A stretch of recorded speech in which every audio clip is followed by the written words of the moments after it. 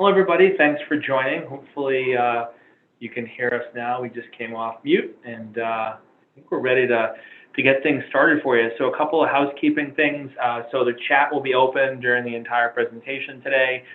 Any questions, feel free to put them in the chat, and we will do our best to answer them.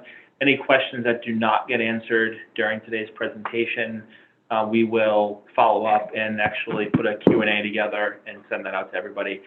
We're also going to send the recording as well as the slides after, so obviously feel free to take some notes if you'd like, but we are going to follow up with all the materials. And mostly today you'll hear from Cassie, who is our Director of Marketing Strategy here at IMG, and then I will be adding some color as well and manning the chat. So you'll get the two of us. Cassie and team spent a lot of time putting some great content together for today, really around using LinkedIn, both from a personal standpoint and really a strategic standpoint as well. So how to leverage LinkedIn for personal benefit, for thought leadership, and also to generate revenue ultimately for your business. So hopefully these are some topics that are relevant for you today and hopefully get a lot out of today's session. Also wanted to shout out to Kristen and our team, our art director, who just like our last webinar, always goes above and beyond in putting together some really amazing slides and visuals. So in addition to the content, hopefully you all find the visuals to be great, because we're really happy with the way this came out. So again, ask some questions as we go. We will be pausing between slides, and we look forward to diving into LinkedIn 101, and hopefully this is some relevant information that can help you in your business. All right, perfect. Thanks for kicking it off, Gil. So welcome, everyone. Let's get started with a quick outline of today's webinar. So we'll start out with an introduction, dive into LinkedIn and the basics. I'll go over some profile tips for both business profiles and personal profiles. We'll discuss organic content strategy, paid strategy, and how to grow and monetize your connections on LinkedIn. All right, quick intro. So I'm Cassie, the Director of Marketing Strategy, and you've already met Gil, our co-founder. We're really excited to give you all this information today. Okay, so let's start. What is LinkedIn? So LinkedIn is the largest professional network on the internet, with over 700 million users worldwide and 196 in North America alone. This is the largest B2B networking platform at the moment. So why should you be using LinkedIn? 4 out of 5 LinkedIn members are decision makers. LinkedIn's audience has 2 times the buying power of the average web audience. LinkedIn's lead conversion rates are 3 times higher than all other major ad platforms, and that includes Google. And one thing to add here too, when we're talking about why using LinkedIn, we think of other social platforms, you know, their real advantage is that they're there for, again, social interaction, whether that's, you know, family, friends. LinkedIn is really that pure professional network. So, you know, I think especially if you think back over the last year and a half or so, when a lot of the events we've had went from personal to virtual, LinkedIn's always been there. And I think a lot of us that have leveraged LinkedIn for the past 18 months have seen an even greater advantage and benefit, because, you know, it was our only option. So in order to stay connected with business professionals, in order to really start looking for thought leaders or becoming a thought leader or making some of the connections, LinkedIn was a great place to really, you know, build upon a personal profile that's really our resume and our background, and do some outreach and build our network. So I think it's always been important and relevant, but I think the last 18 months have even been more so because of the fact that we've been limited in a lot of cases to these virtual events. So we've seen a lot of growth with our clients, and even just personally seen a lot of growth using LinkedIn because of that, again, that virtual networking aspect. So kind of adding to that, so who should really be utilizing LinkedIn? So LinkedIn is truly a platform for anyone looking to advance in their professional career. So that could be employers looking to hire, people looking to step out in their career and potentially find a new role, or even businesses looking for new prospective customers.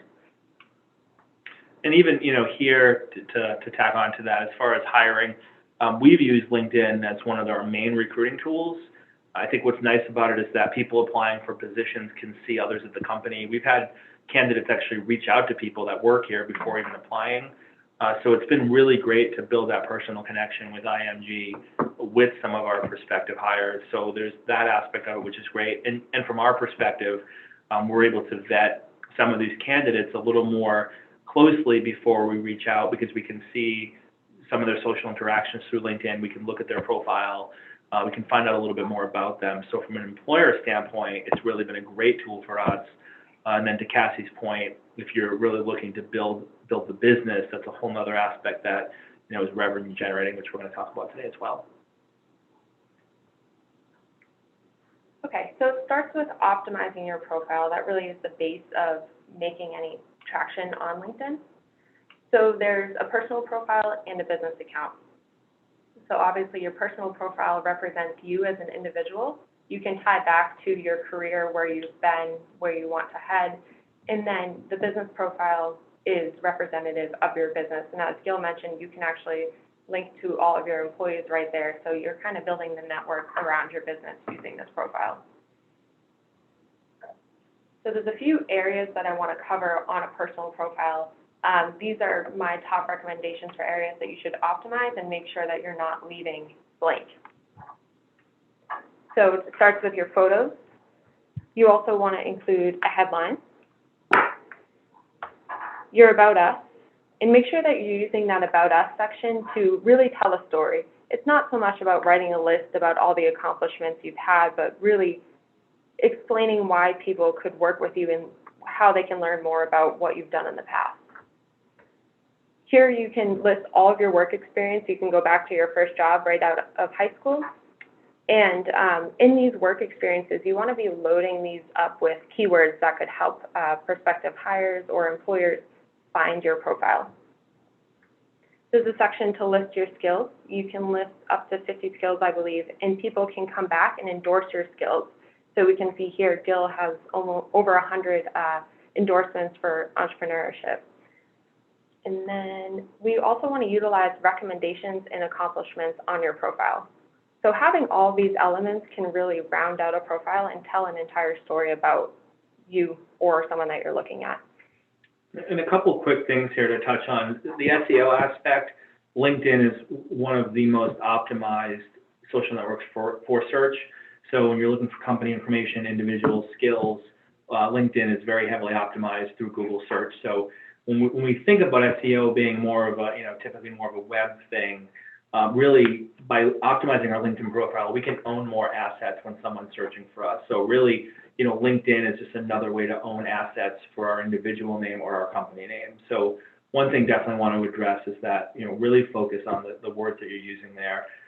The other is I want to touch upon is the photo. So, it's always been a pet peeve of mine personally with the photos, because there's a lot of, people will just put like a personal photo where they're cropping out their like X or something awkward. I've seen a lot of that. There's definitely some bar photos for people that aren't working in the bar industry. But my favorite story with photos is that I was meeting with somebody for the first time. This is years ago.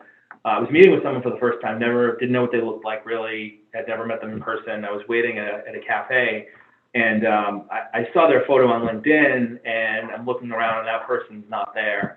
And now it's like 5 minutes late, 10 minutes late, 15 minutes late. And I'm thinking to myself, like, I know this person's going to show up. I wasn't concerned that they were, not going to be there. And what I realized after is that the photo on the LinkedIn profile was easily 15 years old. And the person that I met was considerably older. And, really the thought there is we want to present ourselves in a way that's, somewhat current. We all, at times want to maybe look a little younger. I think my photo there, maybe have a little less gray. But ultimately, we want something that does represent us in a professional manner if we're in that professional space. It doesn't mean your photo can't be fun. There's plenty of people that can get away with having a really fun photo, but especially in the B2B space, a lot of us are looking for something more professional. And again, a photo within the last few years, I think, is really important to have. So playing off of that, I'm going to dive into some tips that you can use to optimize your profile, starting with that photo. So not only having a photo that's professional and representative of you in the current time, but also using a photo across all of your platforms, the same photo. So you can see here, my photo is used in my Gmail icon, my signature, and my LinkedIn. So people can very easily recognize me across all platforms. Another fun tip, LinkedIn recently introduced cover stories, so you can actually add a 30-second video introducing yourself. You can upload that on mobile, and it's visible on both desktop and mobile. So definitely take advantage of that. Two questions that popped up in the chat.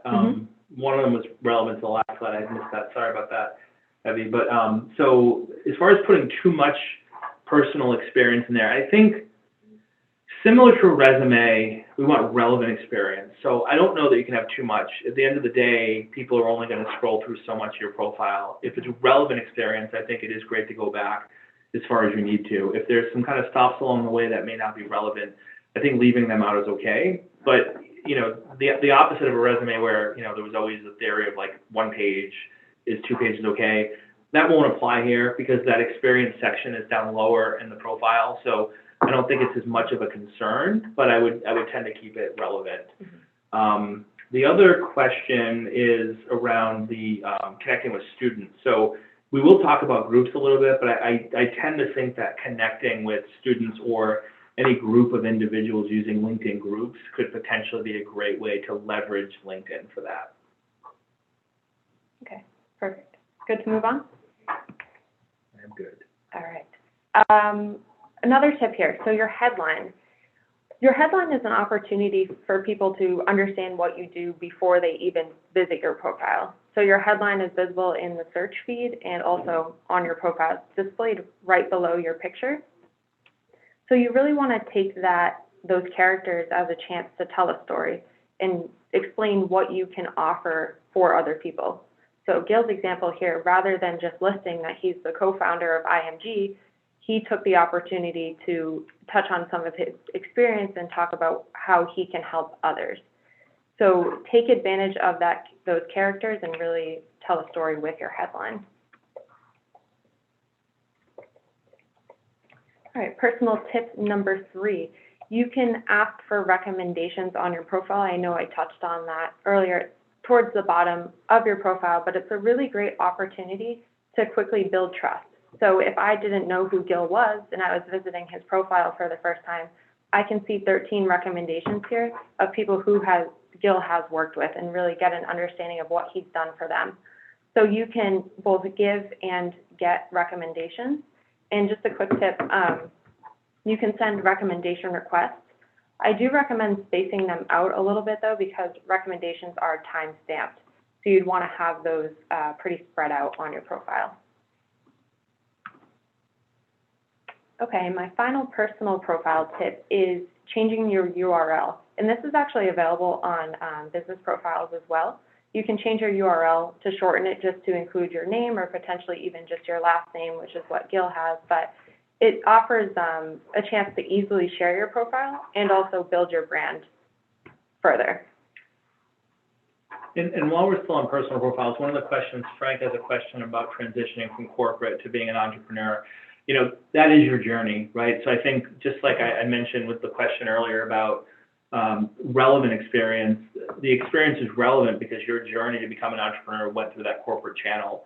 So I think LinkedIn is your chance to tell your story, and your story is that you've evolved into, you know, a business owner, an entrepreneur, and that experience you've had previously in the corporate world, in most cases, is relevant. Now, if it's a totally unrelated industry or you went a very different direction, you know, maybe it's not as relevant, but the fact is that that's your journey, and I think that it really kind of speaks to the path that you've taken to get to that entrepreneurship challenge. So I definitely think that it's something worth keeping.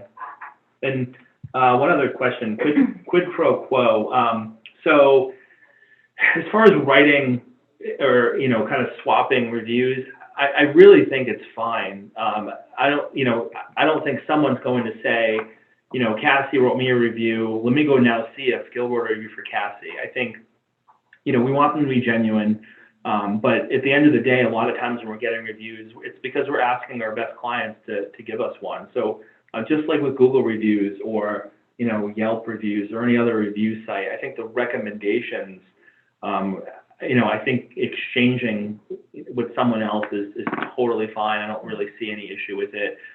Again, you're not asking for something that someone isn't qualified to write for you, as long as there's a relationship where they can speak to your professional capacity and competency. I think that's totally fine. Mm-hmm. Okay. I'm going to segue over to business profile tips at this point. So we've kind of discussed how all these profiles tie into each other, right? How our business profiles tie into our company profiles.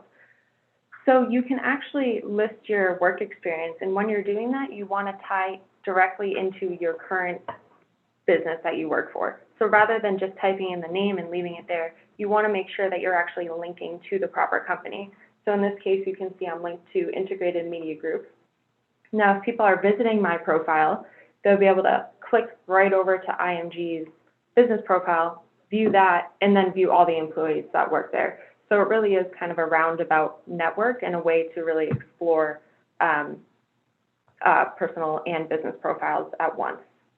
And I think that, the benefit here, the challenge with LinkedIn business profiles, I feel like has always been that the profile content doesn't get seen as much. So yes, I think there are ways to invite people to like your page now, which wasn't always there.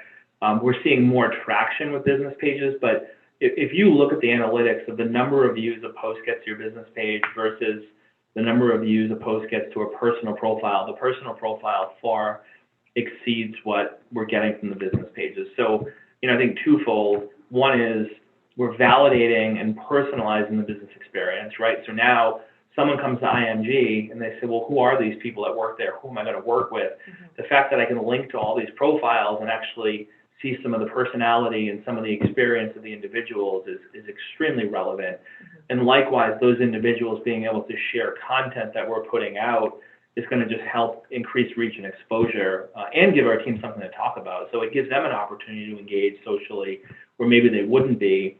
So it's a benefit to them. But as a company, the benefit is, we want to showcase our people, and we want you to see what they're talking about and what experience they have. Because ultimately, when someone works with us, it is about, working with our team and the personalities we have here. So I think this is, really relevant to tie the two together. Mm-hmm. Okay. Tip number 2. So we've talked a little bit about how to drive some traffic to your business page.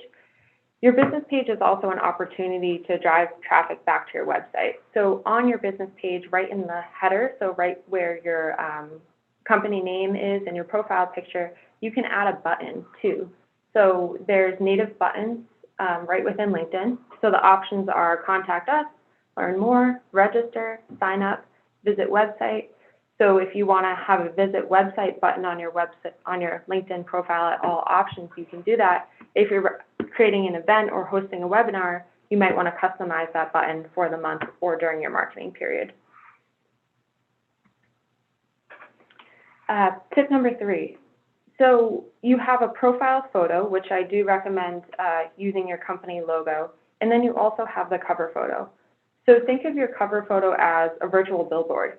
This is the first thing people see when they visit your profile, so you want it to tell a story. So rather than potentially just using a landscape photo or some sort of animated graphic, consider using this as an opportunity to tell a story about your company by sharing some branding, maybe your slogan or tagline. Include some testimonials designed in that cover photo, or you could even break down some of the services that you offer right in that visual representation on your cover photo. Okay, the last tip I have for your business profile, we talked briefly about how powerful SEO is on LinkedIn. So you actually have an opportunity to include 20 keywords, aka specialties, right in the back end of your profile. So if you edit that and head over to the overview, you can import 20 specialties that your company specializes in. And this allows prospective customers or even employers or employees to find your profile with more ease. So definitely take advantage of those 20 keywords and make sure you're updating them as your company evolves. Okay, so we've talked about how to establish your personal and your business profiles to get best results. Now we want to talk about sharing content on both of those profiles. First, I'll touch on organic content strategies, and then we'll move into paid strategies. So some basic FAQs that I get around LinkedIn content strategies. So the big one is, how often should you be posting? The basic stats say you should be posting 2 to 5 times a week, but my big tip here is, remember, quality over quantity. It doesn't make sense for you to put out a post every single day if it's not going to offer any value to your audience. You want to make sure that what you're putting out represents your personal brand, your business's brand, and what you want to put out into the world around that. So what should you be posting? Content that offers value to your audience. So that could be articles, videos, infographics, anything that people who view it would benefit from. So when should you be posting? Again, there's no right answer to this. My biggest advice here is to know your audience. So when are your customers or the people in your network going to be spending time online? When will they have a break to really check social platforms? Data says that the best time to post is typically Tuesday to Thursday between 8 and 12. And the worst times would be on the weekend or during peak working hours when people are either chained to their desk in meetings or they're enjoying their free time on the weekends. I think as far as timing too, LinkedIn posts tend to linger a little more than Facebook posts do. Facebook's really changed their algorithms to become a pay-to-play platform. And anybody that's been using Facebook for business, I'm sure has noticed that, at the end of the day, Facebook wants you to pay them for your content to be seen. LinkedIn has remained the strongest with organic reach, hands down. There's no social network that's going to give you the organic reach. When you take into account the number of people that are active on the platform, LinkedIn is king. So, at the end of the day, our content will last longer. The views we're getting on our content sometimes are pretty substantial. So, if you're not always posting at the right time, you can still get some visibility. Whereas with Facebook, if you post at the wrong time, we've seen people that will post and it's like 1 view, 5 views, 10 views. It's like, why bother?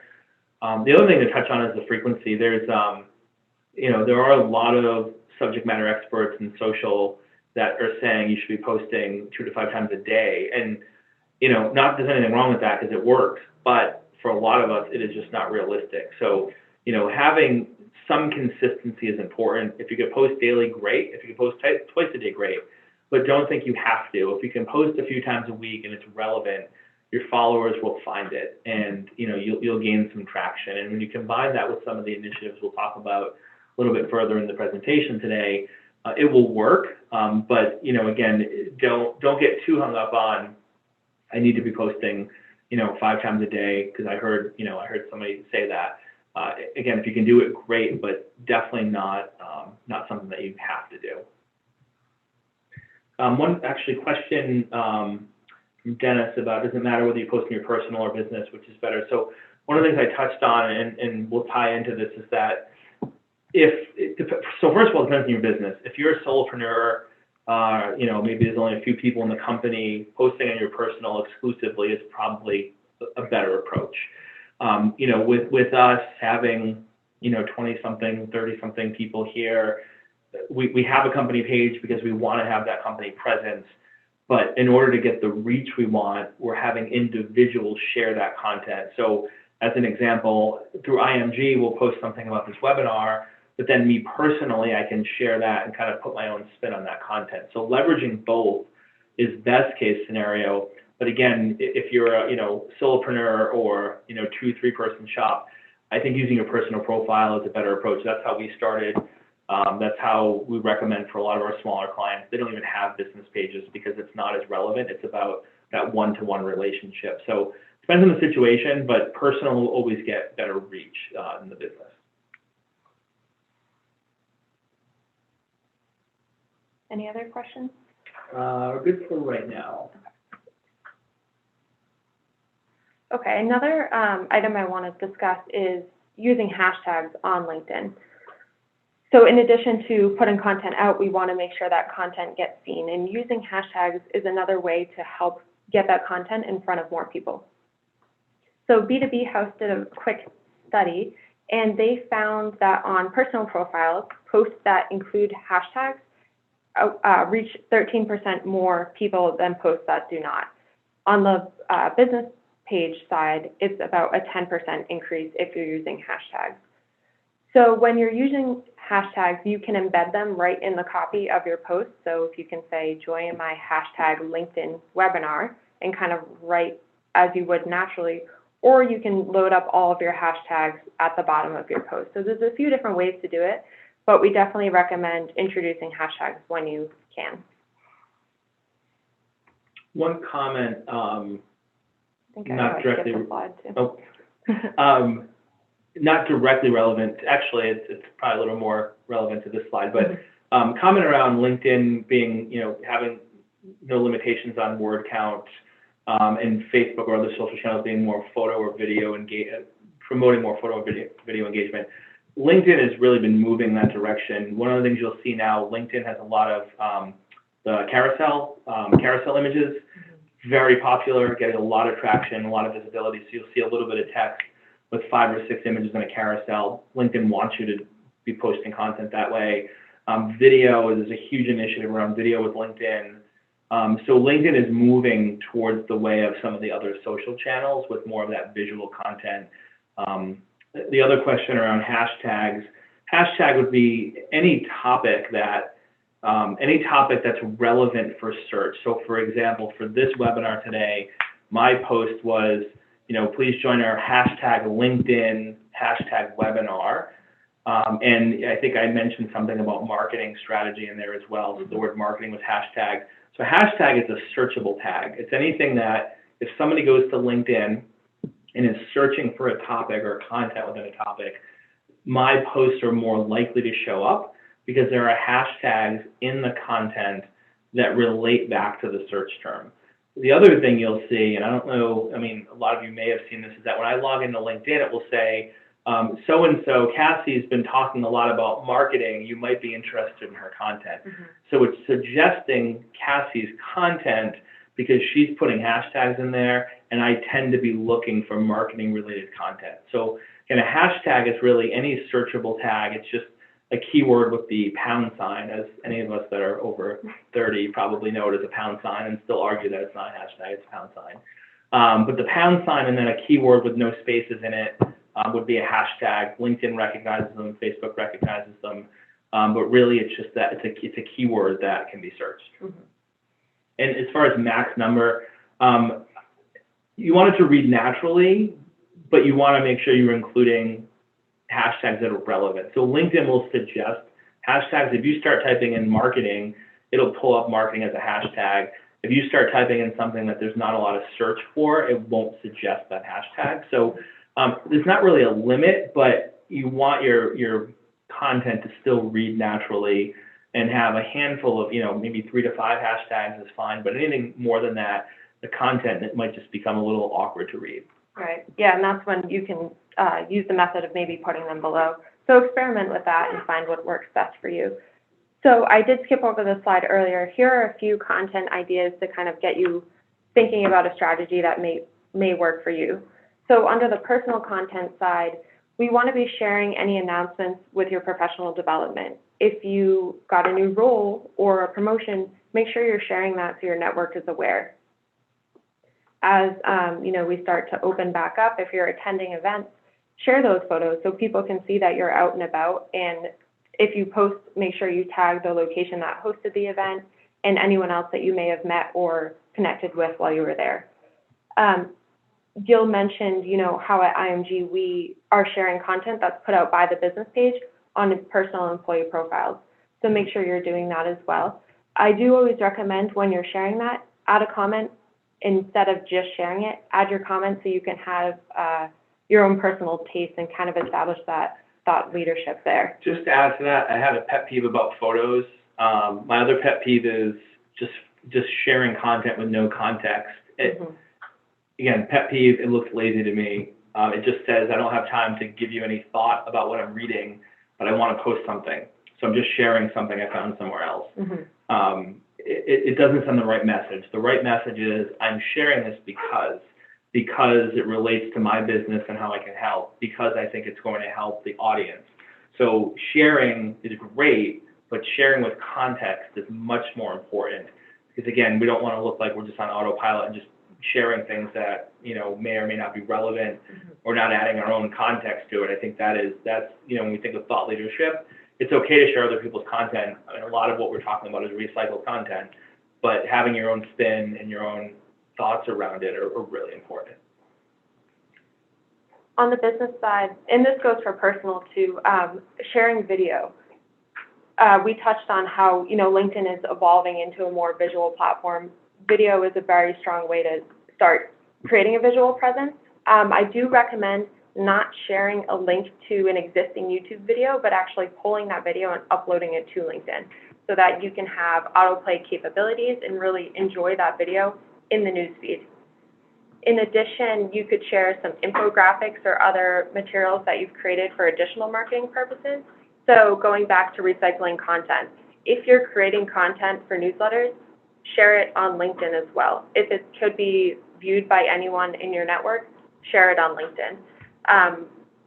You can share team photos as a way to really establish your culture and share your culture with your network too. And then any big company news or announcements that you want to share with the network, make sure you're getting those out on LinkedIn.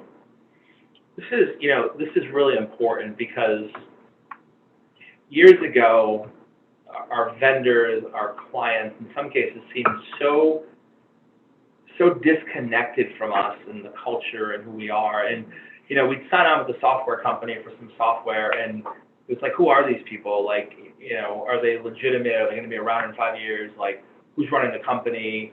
Who are the salespeople that are calling me? And really now, there's just such a connection. I remember when we signed on we have a social media platform we use to do all of our scheduled posts. And, we were looking around at other vendors, and we spent a lot of time evaluating, and we found a small startup company out of, I think they're in Colorado, loved the guys. Like, they just had such a cool story, and, they were raising venture capital, and they were building their team, and we just feel like we're part of their journey now. So, yes, they're a vendor, they're a software company, but I feel like when we started working with them, it was a small team, few people, and we've been part of that whole experience with them. It makes us feel like we've, been part of their growth. And, that's something we never got years ago, and that is something that LinkedIn single-handedly can help provide. Clients feel like they're part of our journey, so we need to tell our story, and we need to make them feel like they belong and that they're helping us and that we're helping them. And again, the example of the social media software we use is to me, it's like I know these guys, right? And like I don't, but I feel like I do. And we have that same relationship with a lot of other vendors that we've worked with, a lot of sales and account executives at some of the companies we work with. It's personalized all of these brands, and it's really brought us all together a lot closer. And I think that that's the opportunity here, is to personalize your brand and really share that culture with others and help them be part of your story. Any questions about organic content before we move on? So, the only question I had, from Heidi about sharing pricing on products, not a huge fan, depends on what you sell. If it's an e-commerce product and it's relevant, maybe, but we don't post social media package starting at X or anything salesy at all. So I've always been on the opposite end of being conservative. I've always been ultra sensitive to posting pricing or selling anything through social directly through content. So, I may be on the super conservative side there, but I'm not a huge fan of offering packages and selling anything through social through our organic content. Paid ads are a good place to talk about promotions, because that's the intent of them, and direct messaging might be a good place for that, which we are going to talk about. But as far as our organic strategy, we're trying to build thought leadership and a following that's really going to engage with our content. And if we start to put out product pricing, it starts to come across as too salesy. The intent of our content is not aligned with why we're on LinkedIn. So I personally would stay away from talking too much about pricing with organic content. Okay, so segueing into paid content strategies. So with paid LinkedIn, there's really two ways that you can be reaching out to people. just taking a step back, I think the most important thing to note about doing any advertising on LinkedIn, this is the B2B platform to go to. So if your audience is B2B, this is most likely the space for you to be advertising in. So the two ways that we can advertising is with a boosted post.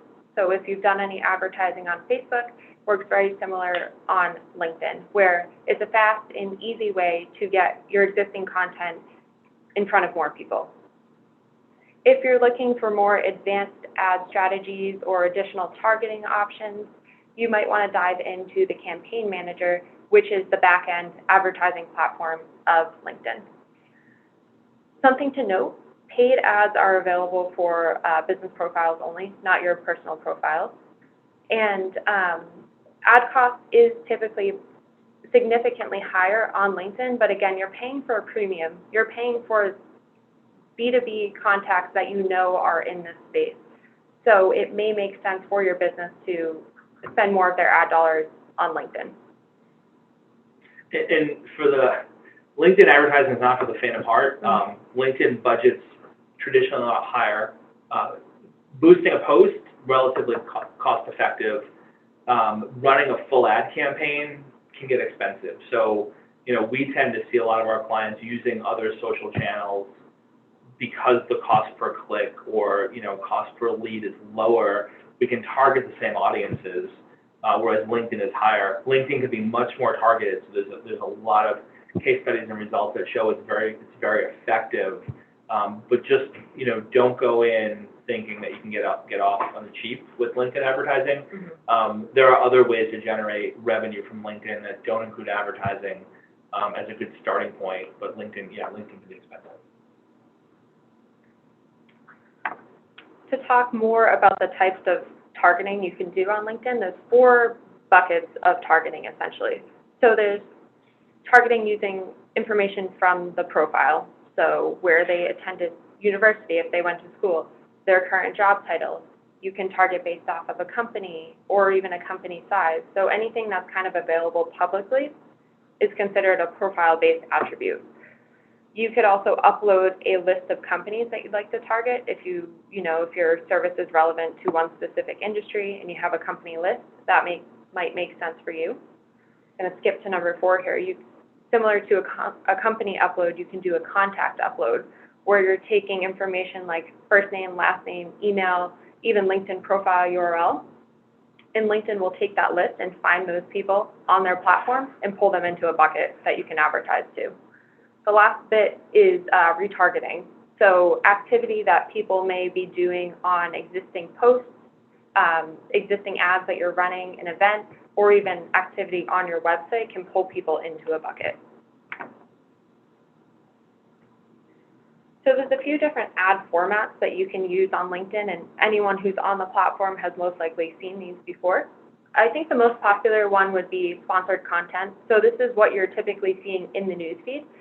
So this would be a single image or a video, or even those carousel ads that we mentioned earlier, which is kind of the swipeable content that's pretty popular.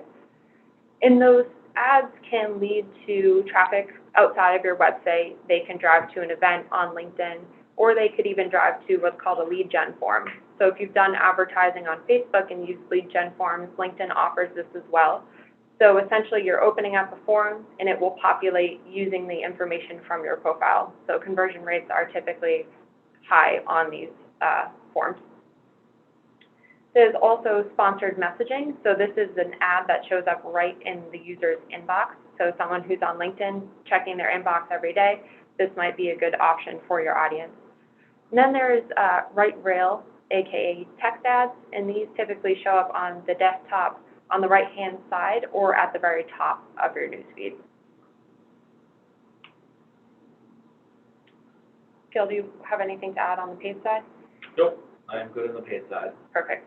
Okay. It's expensive. It's expensive. Yes. That's what I'm adding. Perfect. All right, so we've talked about optimizing your profile, starting to distribute some content. Now we want to fill our network with people who we want to share that content with. So we want to build our network. One thing, just as Cassie dives into this, I just want to point out, because this question comes up all the time, and I'm sure it'll come up now if we don't address it. People ask all the time, should I connect with people that I don't know? And my analogy is, would you only go up to people you know at a networking event, right? So I go into a room and I'm only talking to people I know. You know, I think the approach is, this isn't Facebook. I'm not friend requesting someone I don't know. That's awkward.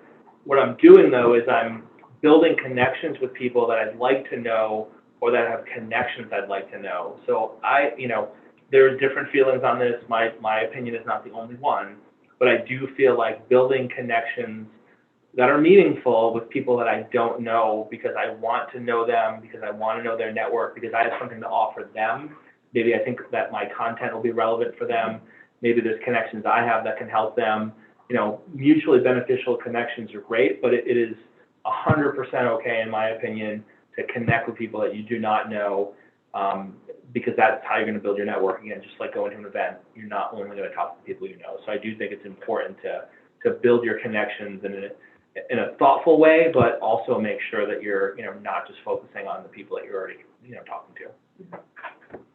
So kind of playing off of that, these are the types of connections that you can make on LinkedIn. So the people that you know directly and that you've already connected with are considered your first connections. People who are connected to them are considered second connections. And then third connections are people you have no mutuals with. So that's kind of what Gil's talking about. These second connections could be, a friend of a friend, where the third connections may be someone that you bumped into at an event on a different coast than you. So take advantage of these different connection types to expand your network. We've mentioned LinkedIn groups briefly, and I am going to discuss that more on the next slide, but fellow group members are also considered part of your network, and they're someone that you should be considering connecting with. So LinkedIn groups are really a place to kind of congregate and share similar thoughts, ideas, and even education topics within LinkedIn. So groups can be used to grow your skills, find referrals, or even find customers. So a few do's and don'ts of LinkedIn groups. Once you're in the group, you want to not just be a fly on the wall. You want to get in there and really have conversations around the content that exists there. So join those comment sections, cheer on your fellow group members, and start to build your relationships right within those LinkedIn groups. And remember, if you're putting any content into a group or even engaging with existing content, the underlying goal of LinkedIn is creating these win-win opportunities. So what can someone offer you, and what can you offer someone? So always remember that while you're interacting in these groups. If you're not in any LinkedIn groups, I do suggest you request to join one today. Just a note, you can have 20 pending group requests out at one time. So there's a few don'ts we suggest for LinkedIn groups as well. So similar to Facebook groups, if you spend time there are rules around LinkedIn groups. So you want to make sure you study those rules, and before you even join, make sure that that group is going to be a good fit for you. So your goals of wanting to join the group might violate the rules specifically. So take a look, make sure you're aligning with the group's rules and goals, and just study that before you join, because the last thing you want to do is join a group that you think is a perfect match for you and then get the boot by an admin a week later for breaking all those rules. And I think on that same note, while you're in groups, don't be that person that's spamming everyone. Again, you're there to create win-win relationships, so really take advantage of that relationship and the opportunity. Really fun tip about LinkedIn groups, you can actually message people within groups without being a first connection, because you're in a mutual group together. So it's kind of a workaround. If you enter these groups that are really relevant to your industry, you can start messaging people right away, even if you're not connected. So a couple FAQs here, and I know Gil already touched on one, but who should you be connecting with? Again, this doesn't have to be people that you're familiar with on a first-name basis. At this point, you want to be expanding your network beyond that. So this could be prospective customers or anyone that you can help develop in their professional career, and vice versa. What can these people offer you? So how many people can you connect with? LinkedIn has a hard limit of sending 100 connection requests per week. So however that works best for you, if you want to sit down every Monday and potentially try to expand your network, just remember that you are limited to 100 requests per week. Okay, there are some native tools right within LinkedIn that will help you expand your network. So the first one being LinkedIn Premium. So with LinkedIn Premium, you get access to in-mail credits, which allow you to message with people without being a first connection. You have the ability to see who views your profile. So if you're a LinkedIn user right now, you'll know what I'm talking about when you get the notification that says, Gil and 3 others viewed your profile. With Premium, you'll actually be able to see who those people are. You're also granted access to unlimited searches, so you can truly expand your network, especially with those third-degree connections that can sometimes be limited with a standard account. And you get access to over 15,000 LinkedIn Learning courses. So Premium starts at $30 per month. My favorite tool is Sales Navigator. So this is the tool that we really use to find your true ideal customer. So with Sales Nav, you get access to everything that you have on Premium, plus really specialized targeting tools to find people, leads, accounts, and actually organize all of those accounts too. So I'm going to talk more about Sales Navigator on the next slide, but I do want to note that both Premium and Sales Navigator offer free 30-day trials.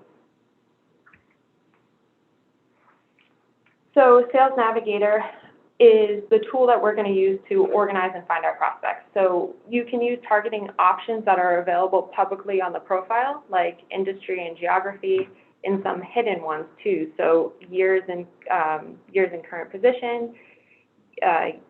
What are some other ones here, Gil? We have quite a few. Company title. You can search using keywords. So there's a lot of options here that can really, really help you find a really targeted group of people. So I guess if we were to come up with an example right now, Gil and I could be looking for small business owners in Rhode Island in the health space that have been, in the industry for over 25 years and have been an owner for over 2. So you can get that targeted so that all of your messaging that you would be sending to those people would be very consistent around that silo. And you can also search by degree of connection. So I personally like to search a lot for second degree connections, meaning that we have some mutual connections in common, so it helps to build, upon some common relationships. So I tend to follow more second degree connections when I'm searching if there's enough volume there, again, because there's something in common between myself and the person that I'm searching for. So Sales Navigator allows you to find these people and also organize them into what's called saved searches, where you can just keep finding the same people that meet this criteria over and over again. Or you can pull people from those searches into lists, so a lead list or an account list. And then from there, you can connect with these people right in Sales Navigator, reach out for messaging if you are first connections, or send in-mail if they're second connection and beyond. You can set up alerts on a daily, weekly, monthly basis to get updates if people in your list happen to change jobs or fall into a different criteria for a different list. You can be notified via email for all of that.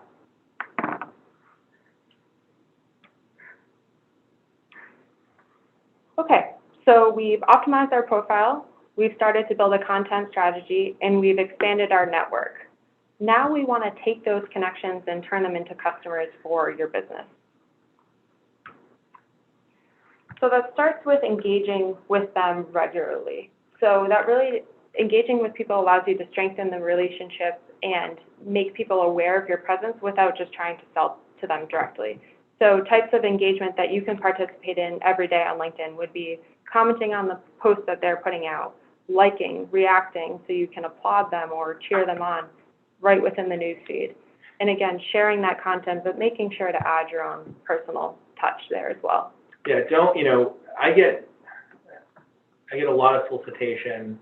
If I post something, someone I don't know will just say, like, great post, or thanks for sharing. And to me, that just means that they're going to hit me up with some sales message in a day, versus saying, like, really thoughtful article on such and such a topic, I agree, or I feel this way, or this helps me because. So when you're commenting, if you're going to comment, if you like, that's fine, or react. But if you're going to comment or share, add something thoughtful to it. Again, we don't want to take the lazy approach of just sharing or just saying, great content. If our end goal is to ultimately solicit, we want to be more thoughtful in how we engage with our audience. So in addition to engaging with your audience via likes, comments, and things like that, we can message them. So we've talked about the different messaging types. So the connection note is the message that you send with your connection request.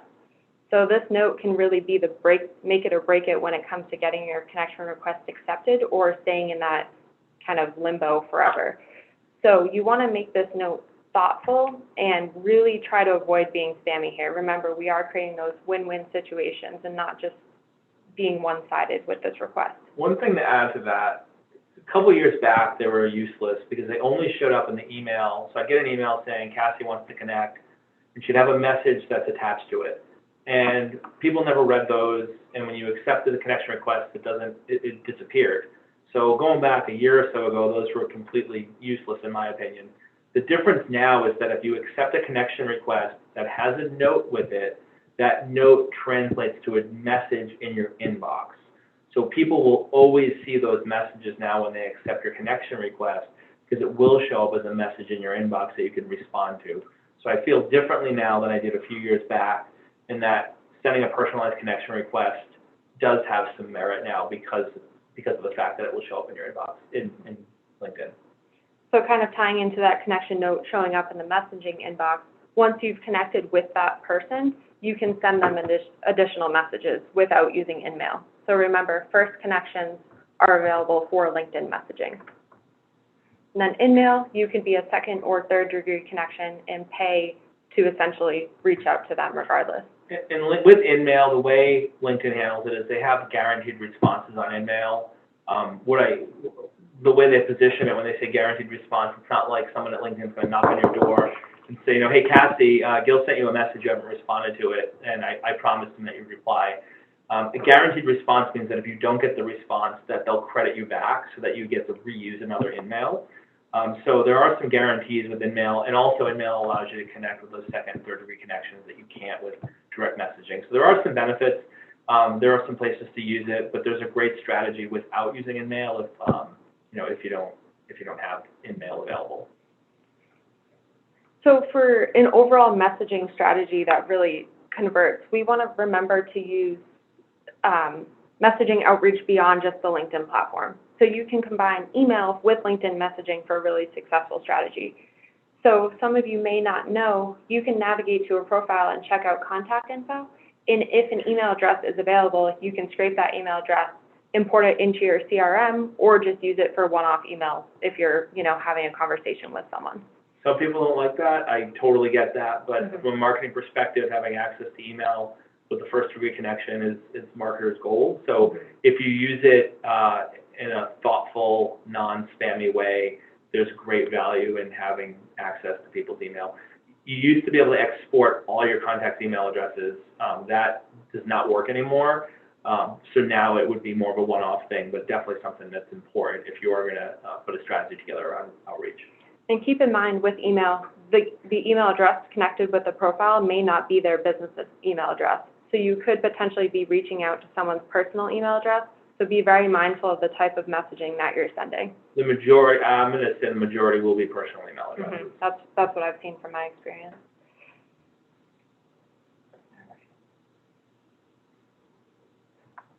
Sorry, I'm getting a little lost in my slides. All right, messaging examples that generate replies. So we talked about that connection note and how it can help convert the connection and also generate a conversation later. So remember, we're not being spammy in our connection note, and we're just trying to get them to say, I want to learn more about you. After you connect with someone, you can send that message. So generally with messaging, the goal is to have a conversation on LinkedIn. We don't want to send them to your website to learn more. We want to get a response from this person and have an opportunity to talk to them offline, so set up a meeting. Some tools that can make this a little bit easier, there's calendar tools such as Calendly that can allow people to book on their own time right within the messenger conversation.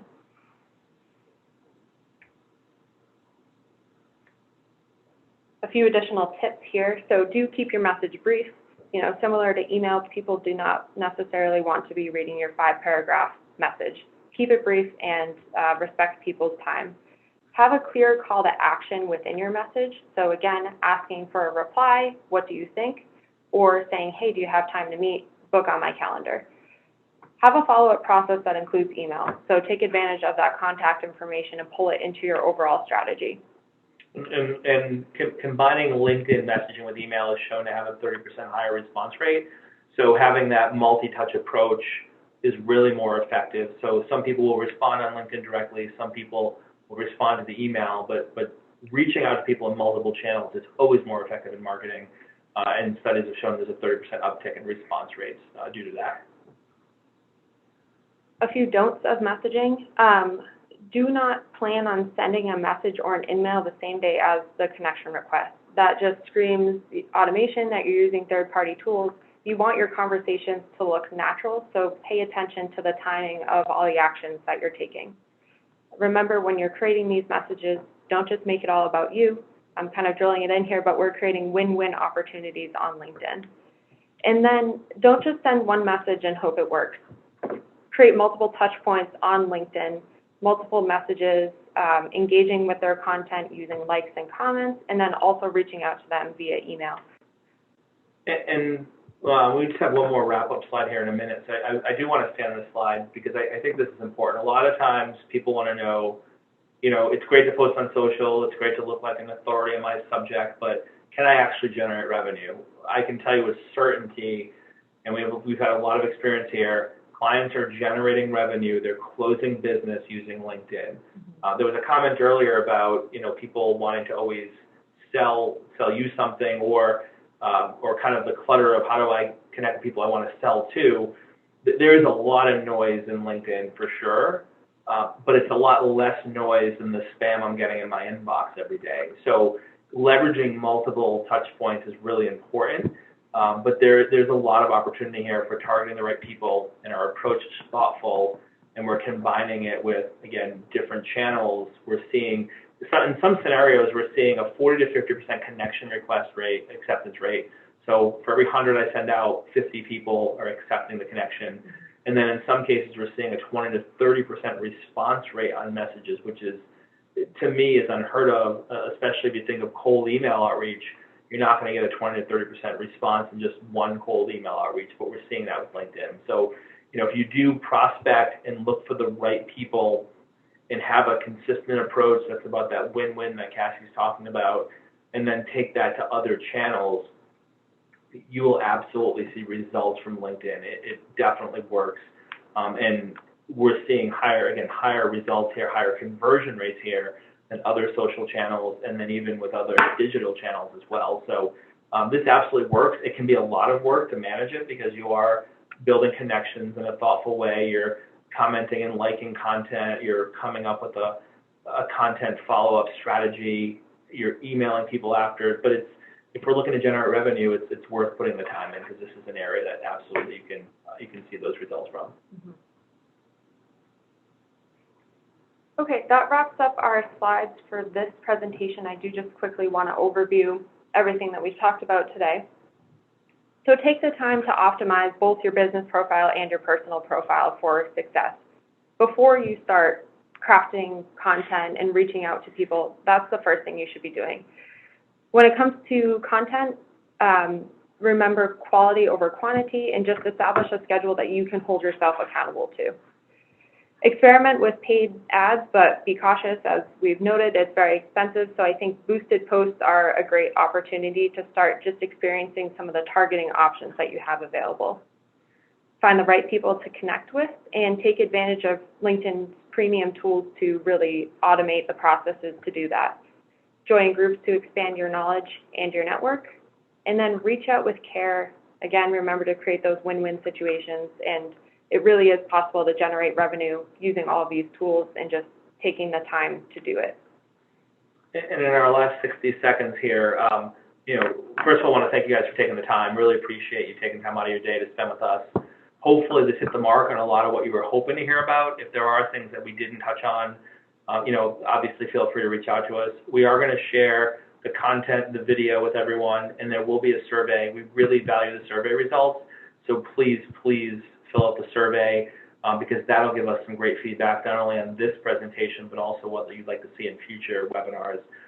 So please take the time to fill that out. And again, thank you guys for joining, and reach out with any questions you have. Thanks so much, everyone.